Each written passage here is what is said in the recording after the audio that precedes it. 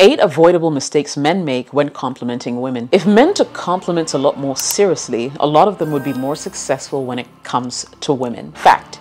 You may not be winning her over because your compliment game sucks, to be honest. Stop giving these kinds of compliments and see how things begin to improve between you and the opposite sex. Coming up.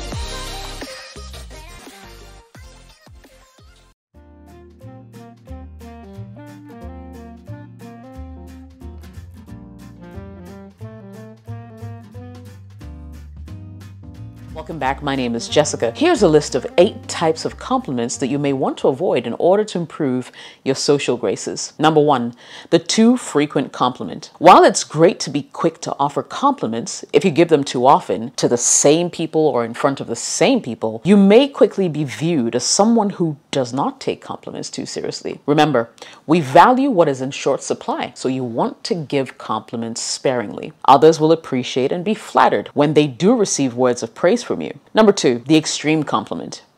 Have you ever received a compliment that was out of proportion to the situation at hand? Perhaps you were told your outfit was stunning when it was really just a jeans and t-shirt, right? Try to match the intensity of your compliment to how much you genuinely are impressed. Otherwise, people may question the sincerity of your praise or wonder if you have an ulterior motive. Number 3, the overly familiar compliment. Now, if you've just met someone, it's best to stick with compliments that aren't too personal. Stay away from physical attributes that might make the other person feel uncomfortable as well, such as the size of a woman's body part, etc. Unless, of course, you're in a situation where open flirting actually makes sense. Now, when you don't know someone well, choose tried and true compliments such as those about clothing, good deeds, or less personal characteristics. Number 4, the compliment with an ulterior motive.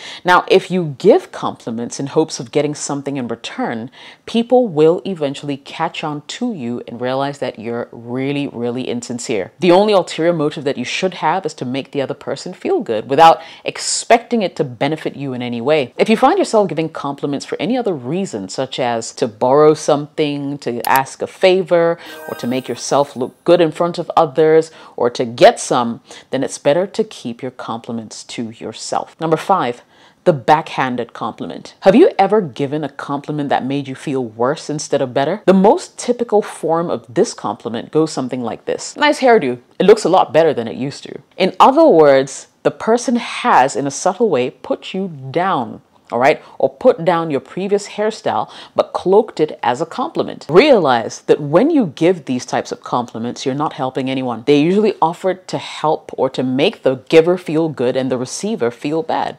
So instead of cutting other people down, work on building your own self-confidence so you can offer genuine words of praise. Number 6, the desperate compliment. Desperate compliments often come in groups of 2 or more. They're similar to the too frequent compliment, but go a little further in that they showcase a desperate need to be liked by others. These compliments are usually not genuine, sometimes out of proportion to the situation, and can come off as off-putting to those who receive them. If you've targeted someone for your desperate compliments, try holding back a bit. You don't need to praise others for them to value your friendship or value what you bring to the table. Number 7, the creepy compliment. Creepy compliments overlap with too familiar compliments in that they're usually overly personal in a situation that doesn't warrant it. They are often given to strangers and may sometimes be failed attempts at flirting. Generally, the creepy compliment is about some aspect of the person that you find attractive. Now, instead of being too forward with someone you don't know, try giving them a compliment through their friend instead. For example, you could say something like, I really admire Jessica. It looks like she takes really good care of herself. Say that to my friend, and guess what? The compliment will make its way back to me. And finally, the flirty compliment. Flirty compliments are fine in the dating scene, but they should never be used in casual conversations with women. Not only may the woman not welcome the advance, but if it's a stranger, perfect stranger, you may find yourself flirting with someone who is already attached. So save your flirty compliments for women you know well and who you believe want to know you better as well. Only when you are sure that it's appropriate should you cross that line between a compliment and flirtation. Now, I really hope you're taking into consideration some of the things that I've said today, because getting to know something as basic as this can be the difference between you actually going ahead to charm a woman that you really like, as opposed to completely putting her off. And so I would pay attention to them if I were you. Thank you very much for watching this video. Share it if you like it, smash the like button.